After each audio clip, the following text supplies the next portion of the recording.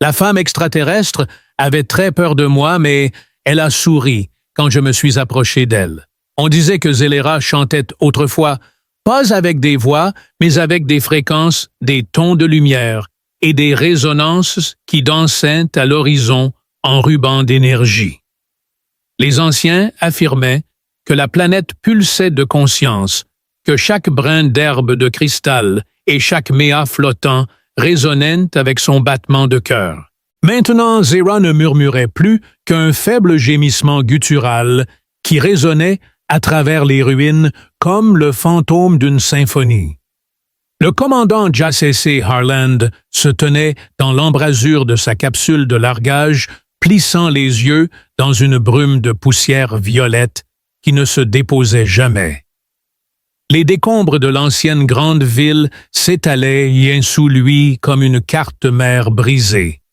Des tours inclinées à des angles impossibles, des monolithes, et, lévitant, figés en pleine rotation, des rues pavées de motifs fractales qui scintillaient lorsque le soleil les frappait, tout simplement faux. Ça aurait été beau si ça ne ressemblait pas aux conséquences d'une crise de colère particulièrement agressive d'un dieu bienvenu sur la planète de vacances numéro 0, murmura Jace. Sa voix résonna dans les bâtiments creux.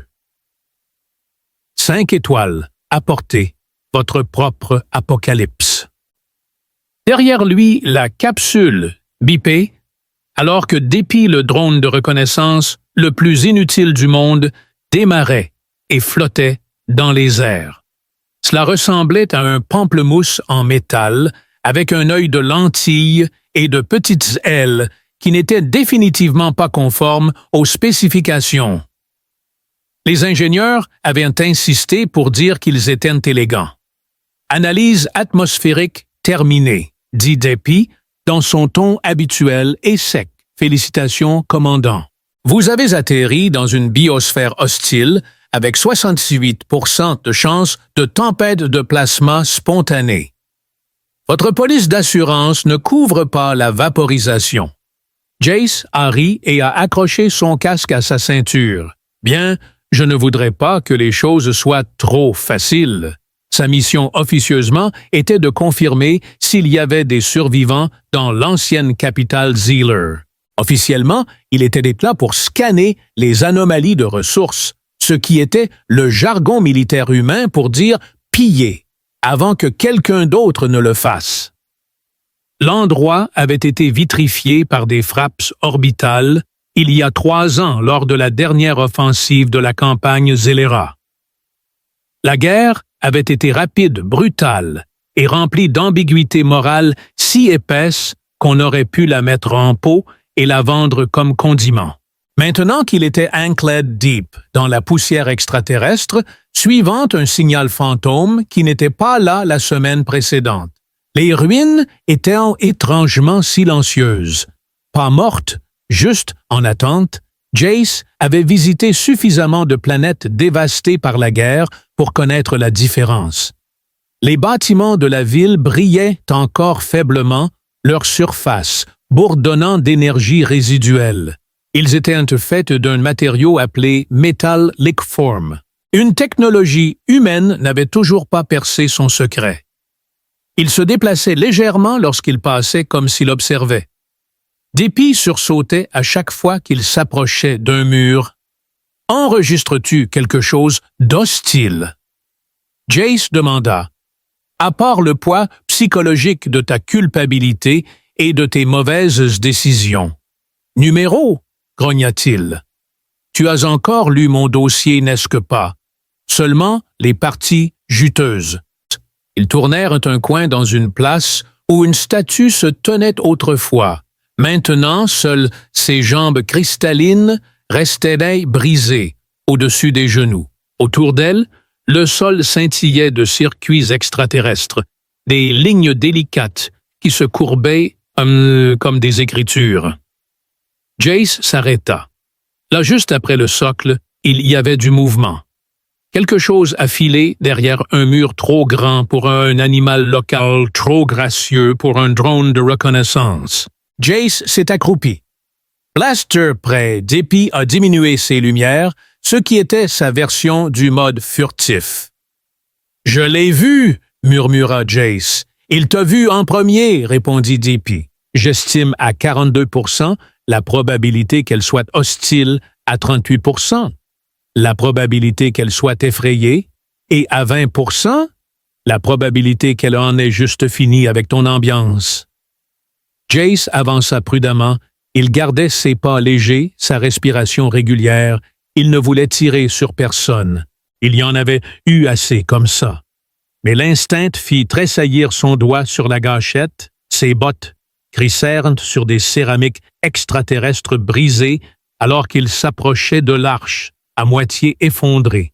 Puis des ombres elle émergea. Elle ne fit aucun bruit, apparut comme sculptée dans l'air lui-même. Elle était grande et délancée, avec une peau scintillante qui clignotait comme la lumière des étoiles sur l'eau.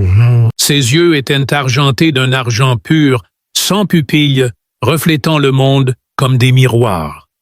Ses oreilles étaient longues, gracieuses, se terminant en pointe, qui émergeaient d'un de cheveux noirs en désordre. Elle vit d'abord le pistolet et se figea. Son corps tout entier trembla, non pas de rage ou de préparation, mais de peur brute, profonde, jusqu'à l'os. Ses pieds nus reculèrent un à un jusqu'à ce qu'elle heurte le mur derrière elle et tressaillit comme si cela brûlait. Ses mains délicates et légèrement bleues, au bout des doigts, se levèrent instinctivement pour protéger sa poitrine. Jace ne bougea pas, une seconde passa, puis 3. Il baissa lentement et prudemment le blaster à sa hanche et le posa au sol. Pas de mouvement brusque, pas de mots, juste une douce expiration et un geste. Une main ouverte, paume vers le haut tendue vers elle. Pendant longtemps, elle ne fit rien. Puis ses doigts tressaillirent. Ses yeux se déplaçaient entre sa main et son visage, comme s'il pesait dans les chances. Lentement, si lentement, elle fit un pas en avant puis un autre. Sa main s'étendit, hésitante, tremblante. Quand ses doigts effleurèrent les siens, ils tressaillirent tous les deux, et puis, miraculeusement, qu'elle sourit. Ce n'était pas un grand sourire. Il n'illuminait pas les ruines et ne venait pas avec une musique grandiose, mais il était réel, fragile, comme la première floraison de quelque chose qui avait oublié comment grandir.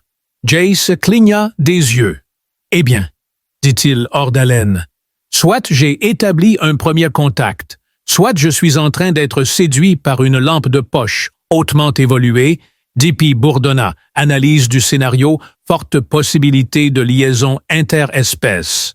Recommandation, éviter d'embrasser jusqu'à ce que nous confirmions qu'elle ne sécrète pas d'acide. La femme inclina la tête. Elle ne parla pas dans aucune langue qu'il connaissait, mais son sourire s'élargit et elle tendit la main touchant l'insigne sur son uniforme. Ses doigts s'attardèrent là curieux. Jace déglutit. « Je m'appelle Jace, dit-il, commandant Jace Harlan de la force expéditionnaire terrienne. » Elle leva les yeux, sa voix lorsqu'elle se fit entendre était douce accentuée. Musique et statique se mêlaient en Harry, il cligna des yeux. « Désolé, mon nom, dit-elle en tapotant sa poitrine, Harry. Eh bien, dit-il en souriant en retour. Enchanté de te rencontrer, Harry. Je pense que derrière eux se trouvait le côté de la ville. Quelque chose de vieux avait changé. Pas brisé, juste transformé, comme un monde essayant de se souvenir.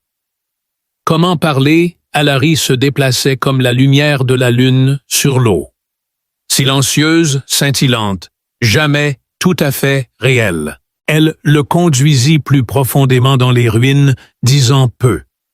Bien que la barrière de la langue ne semblait pas l'arrêter d'essayer, elle parlait par fragments en partie, Zéron en partie, ce qui aurait pu être autrefois standard, mais parsemé de phonétique, qui faisait trébucher l'implant de traduction de Jace comme un ivrogne essayant de faire de l'algèbre. Ils passèrent sous paille sous des voûtes brisées, recouvertes de mousse bioluminescente, dans des corridors où les murs se courbaient vers l'intérieur à des angles non naturels, comme si l'architecture avait des opinions et n'avait pas peur de les exprimer. Le cœur de la ville avait autrefois pulsé de lumière. Elle essaya d'expliquer par gestes et quelques mots. Qui a un lieu d'énergie de mémoire. Maintenant, tout était sombre. Les veines de lumière liquide qui autrefois bordaient les rues n'étaient montées plus que de pâles cicatrices. Des pies flottaient à leur côté, scrutant prudemment chaque pièce avant qu'ils n'entrent, mise à jour du journal environnemental, conclusion 83%, hanté. 100% dramatique. Harry fronça les sourcils en direction du drone et murmura quelque chose qui ressemblait à petit parasite métallique. « Je pense qu'elle t'aime bien », dit Jace en souriant. « Elle m'a traité de parasite qui piaille, » répondit D.P. « C'est en fait plutôt flatteur dans leur culture. » Jace éclata de rire. « Bien, j'étais inquiet qu'elle ne t'insulte pas. » Ils s'arrêtèrent devant un escalier en colimaçon à moitié enfoncé et envahi par des vignes luminescentes qui pulsaient faiblement à leur approche. Les marches semblaient trompeusement douces, comme du métal éponge. Rêvant d'être de la mousse, Harry fit un geste vers le bas, sérieux. « Maintenant, ancien endroit, dit-elle. Avant l'automne, Jace fronça les sourcils. Avant la guerre, elle hocha la tête. Avant le ciel de feu, avant les humains, avant qu'elle n'hésite, les yeux s'éteignant pour un souffle. Perte. Il y avait de la tristesse dans sa voix vieillie et silencieuse comme une vieille chanson. Quelqu'un n'avait plus le cœur à chanter. Jace ne poussa pas plus loin. Il l'a simplement suivi dans l'obscurité. En bas, la température changea. Pas plus froid, juste différent, comme si l'air avait attendu très longtemps pour être troublé. Les murs étaient plus lisses et ici gravés de glyphes en boucle qui scintillaient lorsque l'ombre de Jace les traversait. Ce n'était pas des décorations. Il pouvait les sentir comme un son juste, en dehors de la plage, audible, tirant à la base de son crâne. « Tu sais, dit-il, essayant de se distraire des poils qui se dressaient sur la nuque. Quand je me suis inscrit pour la mission de reconnaissance, on m'a promis des relevés de roches ennuyeux et peut-être un champignon hostile de temps en temps. Personne n'a dit quoi que ce soit sur des sous-sols psychiques et des déesses elfiques tragiques. » Harry cligna des yeux en le regardant. « Tu parles beaucoup? »« Ouais, on me le dit souvent. » Elle sourit à nouveau. Juste un peu, mais cela éclairait le couloir mieux que les glyphes muraux. Ils atteignirent une chambre au bas des escaliers, son plafond perdu dans l'obscurité. Le sol était glissant, reflétant la faible lueur des glyphes au-dessus. Au centre se tenait un dispositif, un piédestal circulaire, avec un noyau flottant de métal, changeant, maintenu en l'air, par des champs magnétiques. L'air bourdonnait faiblement autour de lui. Et Jacété pouvait voir des filaments d'énergie danser entre le noyau et le sol en pierre. Qu'est-ce que c'est? Il a demandé mémoire. Un Larry dit en posant une main sur le piédestal. Le métal ondula sous ses doigts, changeant de couleur et de densité. Talay D.P. a envoyé un signal. Technologie inconnue, détectée, avertissement interface neurale, possible. Aussi traumatisme émotionnel probable. Je vous conseille de ne toucher à rien, à moins que vous ne souhaitiez que votre cerveau se transforme en yaourt spatial. « J'aime le yaourt », murmura Jace en avançant. « Tu aimes l'idée du yaourt. Tu es intolérant au lactose. » Avant qu'il ne puisse discuter avec un drone de ses limitations alimentaires, Harry toucha le noyau plus fermement. La lumière explosa vers l'extérieur, non pas violemment, mais soudainement comme un souffle, enfin libéré. Des images ont fleuri dans l'air, de grandes figures élancées riaillaient sous des arbres flottants, qui brillaient d'une lumière interne, des villes massives qui bourdonnaient et flottaient, et des danseurs se déplaçant sur des ponts tissés de sons. C'était la beauté mise en mouvement. Puis vint le feu, le sourire de Jace s'est effacé, alors que les images s'assombrissaient, des silhouettes, ces écourants criant des structures se brisant sous le bombardement orbital. L'harmonie se brisa en un chaos. La main d'Alary trembla et la projection vacilla. Une dernière image flottait avant de s'estomper. Le visage d'un enfant argenté et strié de larmes tendu vers le spectateur avec un cri silencieux. La lumière s'éteignit. Les yeux d'Harry étaient humides, mais elle ne pleura pas. Son visage était encore trop immobile. Jace prit une lente respiration, s'approcha et dit « Je suis désolé ». Elle ne répondit pas. Elle fixait simplement le piédestal, les doigts serrés. Le silence s'est étiré trop longtemps. Alors, naturellement, il l'a rempli de sarcasme. Eh bien, d'un côté positif, cet endroit n'est définitivement pas ennuyeux. J'ai vu des tourne-disques psychiques, des orbes de malheur lévitants. Et je pense qu'un raton laveur a essayé de me voler plus tôt. Alary lui lança un regard confus. Qu'est-ce qu'un raton? Laveur, petit animal terrestre masqué en colère, vit dans les poubelles, un peu comme moi, mais en plus mignon. Elle cligna des yeux, puis, miraculeusement, elle rit à nouveau. C'était doux musical incertain, comme si elle ne l'avait pas fait depuis des années et n'était pas tout à fait sûre d'y avoir droit. Le son résonna dans la chambre comme un secret libéré. Jace sourit. Voir l'humour comme la plus sous-estimée des armes lors du premier contact. Dépit pas. Arme confirmée, déploiement du canon à sarcasme. Ils ont continué. L'humeur était plus légère maintenant, même si les ruines devenaient de plus en plus étranges. Ils passèrent à travers un jardin de sphères de pierre qui flottaient et tournaient lentement chuchotant les unes aux autres dans des clics subsoniques. Harry lui montra une piscine qui ne reflétait pas le présent, mais des souvenirs de moments passés, une sorte d'écho visuel. Il se voyait marcher par les rires, dans des fragments en boucle vieux d'à peine 1 minute, flippant, murmura Jace.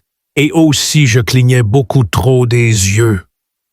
Vous le faites, acquiesça Alary solennellement. À un moment donné, ils rencontrèrent une porte qui refusait de s'ouvrir à moins d'être chantée. Alary chanta une mélodie entraînante composée de notes cristallines et de chants d'oiseaux. La porte soupira et s'ouvrit à contre-cœur. Jace essaya de fredonner le thème d'une vieille comédie creuse. Plus tard, la porte d'à côté a essayé de le mordre. Alors que le jour déclinait, le ciel de Zellera se teintait d'un profond améthyste. Des lunes jumelles se levaient, projetant de longues ombres sur le paysage fracturé. Harry le conduisit à une crique tranquille sous une tour brisée. Ils ont monté un petit camp, son équipement gérant la chaleur, le sien, la lumière. Ils s'assirent ensemble en partageant des rations. Larry a poliment décliné les barres protéinées et a regardé les étoiles se mettre en place. Jacques se pencha en arrière en regardant vers le haut. Alors il a dit « C'est la partie où tu me dis que ton peuple était les nobles gardiens de la galaxie et que nous, les humains, ne sommes que des ratons laveurs intergalactiques qui ont tout gâché. » Elle resta silencieuse un moment, puis doucement « Non, non, tu as juste oublié comment écouter. » Il la regarda. Elle n'était pas en colère, juste triste. Et puis, doucement, elle ajouta encore « Mais peut-être pas pour toujours. » Les étoiles scintillaient. Le vent soupira à travers les ruines. Et bien loin sous la surface de Zellera, quelque chose s'éveilla. Le matin se leva sur Zellera avec un ciel comme de la peinture renversée, des lavandes se mêlant à des orces brûlants étalés sur l'horizon déchiqueté. Harry fut la première à bouger, assise en tailleur, sur une dalle lisse d'architecture effondrée, les yeux fermés, fredonnant faiblement. Jace regardait de loin, à moitié endormi dans son lit de fortune, essayant de faire semblant de ne pas avoir été réveillé en sursaut par dépit, tentant de poursuivre un caillou flottant avec un comportement cinétique menaçant. Le bourdonnement qu'Alary chantait n'était pas une mélodie au sens humain du terme, plutôt une résonance harmonique. Elle vibrait à travers les pierres, faisant se dérouler l'une des plantes voisines d'une spirale serrée et s'étirer vers elle comme un chat se réveillant d'une sieste. Jace cligna des yeux et se redressa. « D'accord, » dit-il d'une voix ensommeillée en se frottant les yeux, ou bien « je rêve que les vignes viennent de flirter avec toi », ou bien « je dois recalibrer mes médicaments du matin ». Harry ouvrit un œil et sourit sans le regarder. « Les vignes aimes-tu les chansons tu ronfles comme une tempête de sable ?» Dippy dit joyeusement. « Confirmé, les enregistrements audio sont disponibles pour révision, y compris plusieurs sections où vous semblez avoir menacé vos bottes dans votre sommeil. » Jay se tenait en train de brosser la poussière de son uniforme. « Ouais, eh bien mes bottes savent ce qu'elles ont fait. » L'ambiance était plus légère ce matin, d'une manière ou d'une autre. Peut-être était-ce la chaleur dans le regard d'elle ou la façon dont la ville semblait moins étrangère avec elle à ses côtés. Les ruines ne se dressaient plus avec un jugement silencieux. Ils existaient simplement blessés et étranges, mais vivants à leur manière comme une boîte à énigmes sans bord. Alors qu'ils se préparaient à explorer plus profondément le cœur souterrain de la ville, Jace vérifia son équipement. Niveau d'énergie stable. Liaison de communication morte. Toujours aucun signe de présence humaine, ce qui signifiait soit qu'il était très seul, soit qu'il était très en avance. Toujours pas de signal en orbite, dit-il en jetant un coup d'œil à Dippy. Je suppose que les brouilleurs de communication que tu n'es pas censé trouver sur les planètes abandonnées font toujours leur travail. Affirmatif, répondit Dippy. Aussi, j'ai trouvé une pierre qui émet des radiations en code, Morse. Ça continue de dire « chatouille-le-moi ». Jace fixa le drone. Effacez ce rocher de la mémoire. Immédiatement, ils redescendirent par l'une des tours latérales, naviguant à travers un escalier effondré qui avait été partiellement restructuré en rampe par une sorte d'architecture auto-réparatrice. Le matériau gémissait et pulsait sous leurs pas, et à un moment donné, le mur émit un bruit qui ressemblait étrangement à un soupir agacé. Harry s'arrêta devant une porte scellée, plaçant sa paume contre elle. De fins filaments de lumière se répandirent de son toucher, s'étendant en toile d'araignée à la surface dans un circuit délicat. « C'est Mithran », dit-elle doucement, « noyau de mémoire où nous stockions des choses trop grandes pour les esprits. » Jace haussait un sourcil, alors, comme un Google Drive extraterrestre, elle fronça les sourcils. « Qu'est-ce que Google laisse tomber? » C'est de la sorcellerie terrestre ancienne. La porte s'ouvrit avec un sifflement révélant une vaste chambre en forme de cône inversé. Des rangées de piliers cristallins s'étiraient, de haut en bas le long des murs suspendus dans des anneaux anti-gravité.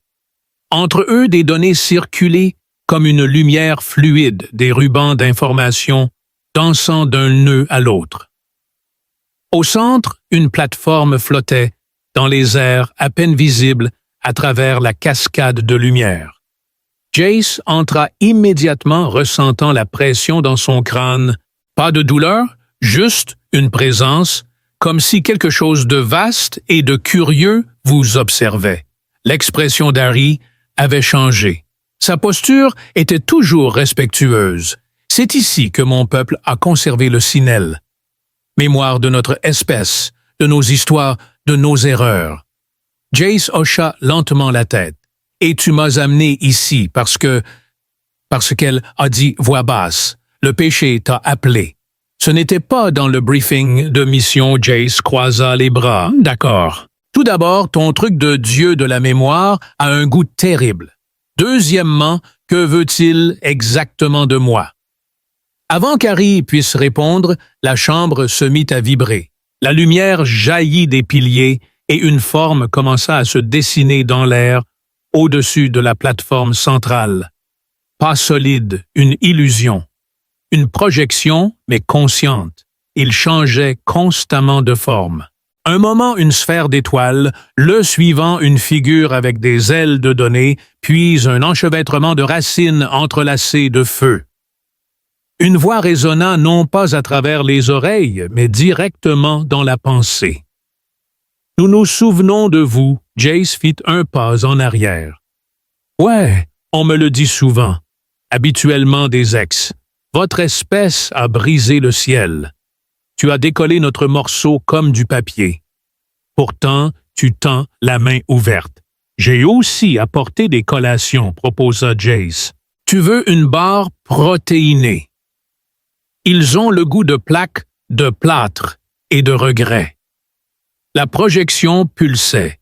Harry avait l'air de vouloir soit rire, soit le gifler. Vous n'êtes pas ce à quoi nous nous attendions.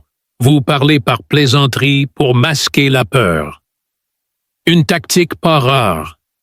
Super. Jace murmura. Maintenant, je suis psychoanalysé par un disque dur extraterrestre. Harry s'avança. Il n'est pas un ennemi. Il écoute. L'entité se transforma à nouveau, cette fois en une forme ressemblant à Alarie elle-même, mais plus grande, couronnée de flammes. Il flotta en avant, regardant Jace avec des yeux faits de lumière, puis lui laissa voir. Avant qu'il ne puisse argumenter la queue du péché, s'est tendu vers lui non physiquement, mais avec une onde de mémoire si forte qu'elle a noyé ses sens. Il vit la chute de Zera non pas à travers des rapports ou des flux de données, mais à travers les yeux de son peuple. Il ressentit la terreur alors que le ciel se déchirait. Entendu le tonnerre des navires humains froids et impitoyables. J'ai regardé les villes se plier en flammes, la trahison, le silence, et surtout le silence après. Puis le souvenir s'est éloigné et Jace s'est effondré sur un genou. Le souffle haletant. Harry l'attrapa. Maintenant, elle dit doucement. « Tu comprends ?» Il leva les yeux écarquillés. Numéro. « Je ne sais pas. Je ressens, mais je ne comprends pas. Pas encore. » Le Saint-El scintilla. Sa lumière s'est légèrement atténuée. Puis apprend avant que les autres n'arrivent, avant que le ciel ne brûle à nouveau. Un moment passa.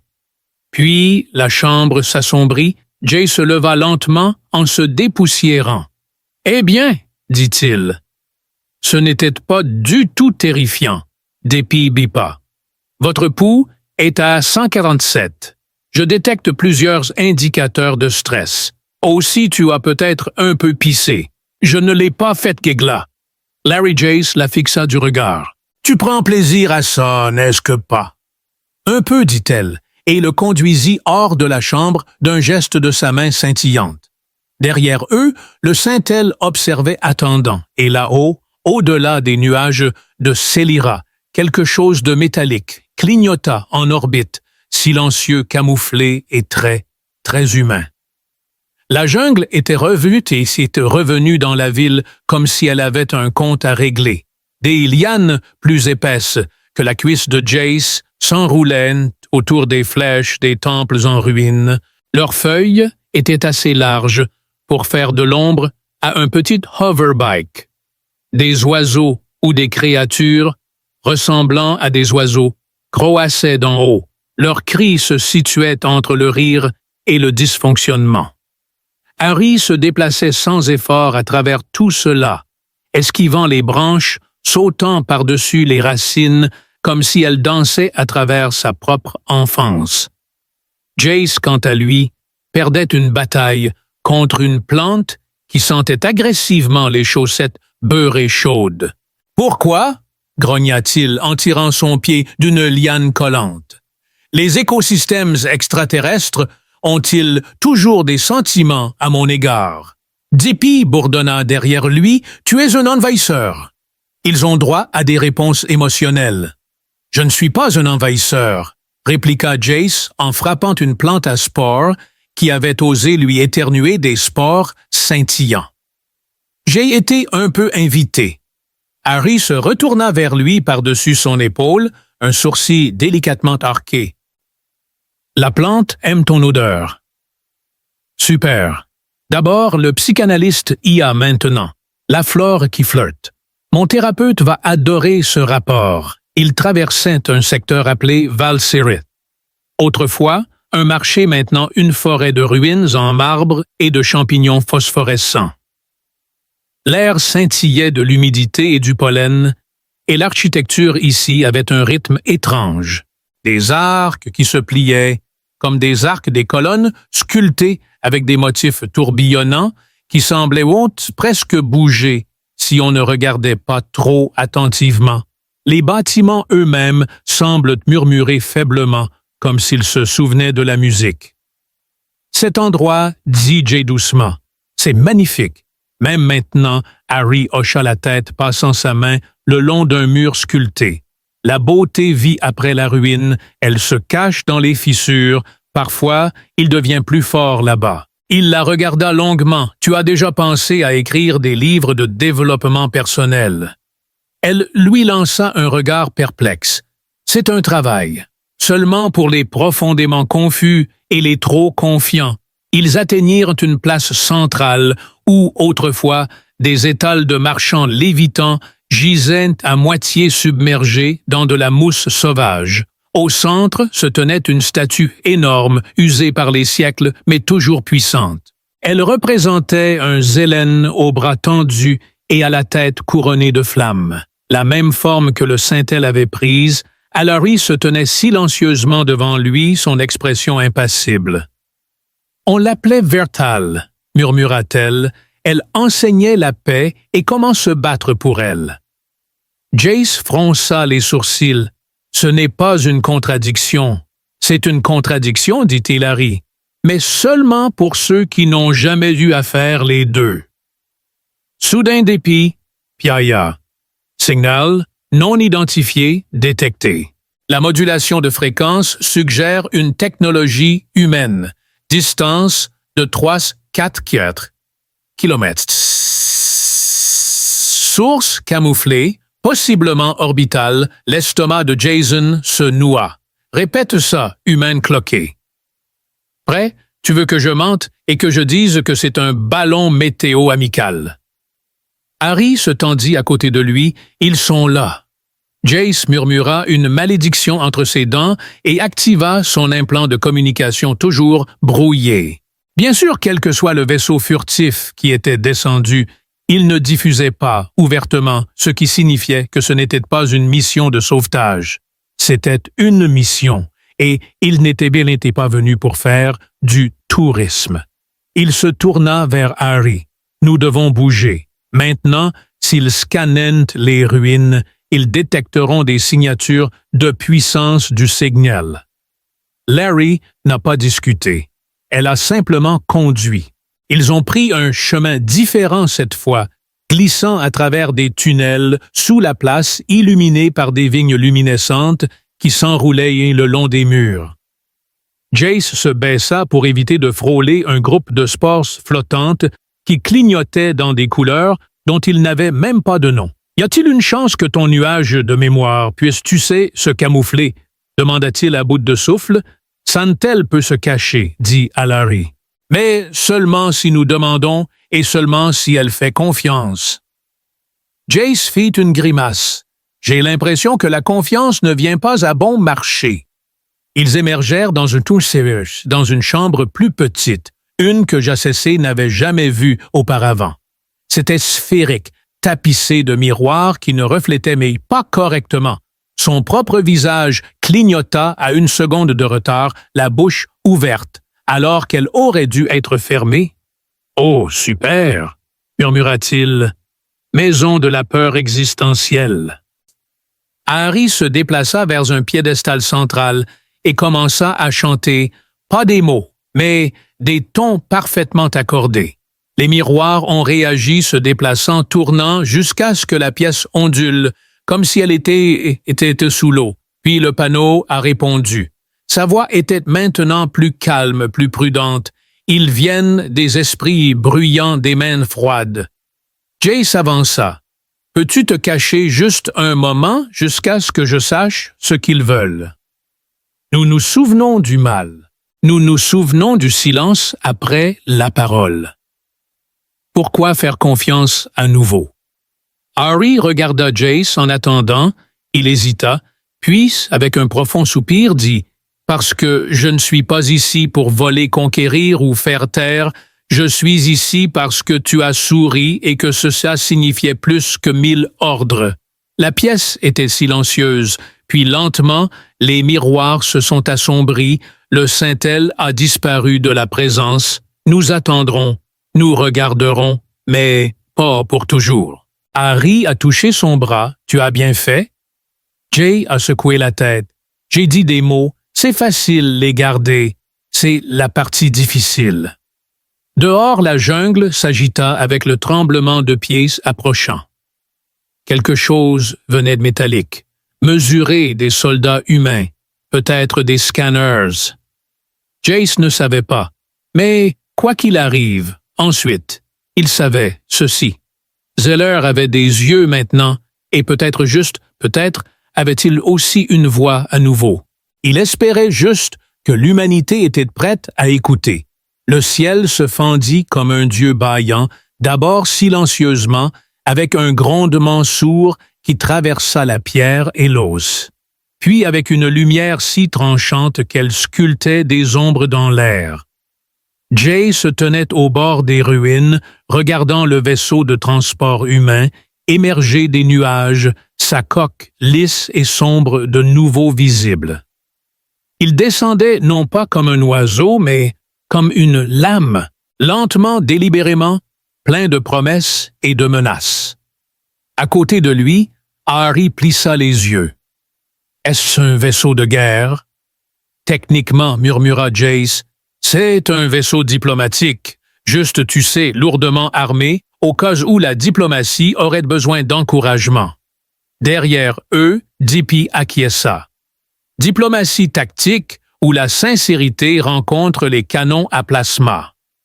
Jay secoua la tête. « Rappelle-moi de désinstaller ton module de sarcasme. Tu ne l'as pas installé, » répondit Dippy. « Tu l'as inspiré. » Le vaisseau se posa sur la place, sa rampe descendant avec un sifflement qui fit s'envoler une volée d'oiseaux irisés dans les airs, et puis, du sombre intérieur des pas, résonnèrent des pas familiers.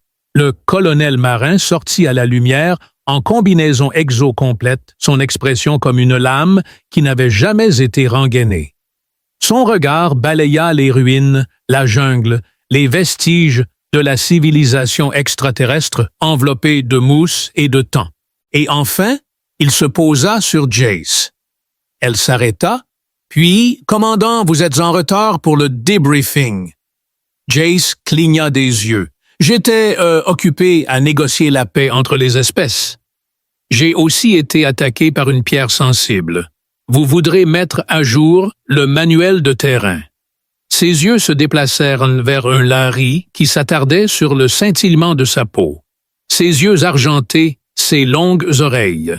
C'est la native, à Harry releva le menton calme et royal, malgré la tension. « J'ai un nom et un esprit. » La lèvre de Marin tressaillit. « Je suis sûr que les deux sont maintenant dans les dossiers. » Le colonel Jace dit prudemment se plaçant entre eux. Il y a une archive de mémoire sous nous. Le panneau le dit.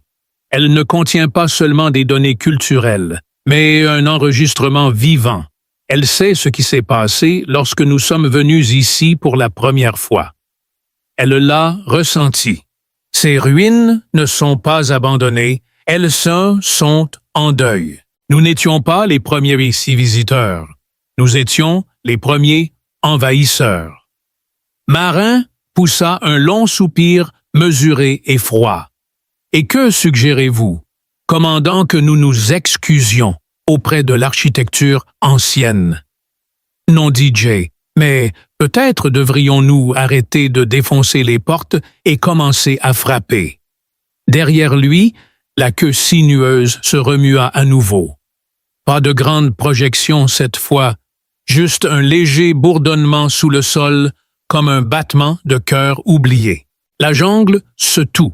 Même le vent semblait écouter, Alari avança. « Votre peuple a beaucoup détruit, mais vous avez tendu la main au lieu d'une arme. Le regard de marin passa entre eux et que vous attendez-vous exactement de nous? Se retirer, laisser la planète, pourrir avec ses fantômes. Pas des fantômes, dit Jay Guardians, et peut-être guide. » Le silence s'étira, puis dépit flottant doucement au-dessus le rompit, suggérant un compromis. Mes modèles de probabilité interne viennent de court-circuiter par excès d'optimisme. Harry inclina la tête. Était-ce une blague? Techniquement, oui, dit Dippy. Ne m'encouragez pas. Quelque chose changea dans la posture de Marin. Pas grand-chose, juste assez. Elle regarda Jace de la manière dont les commandants regardent les bidini, les subordonnés qui reviennent de missions folles, avec des yeux écarquillés et quelque chose à montrer pour cela. Très bien, dit-elle, 2 semaines d'observation seulement.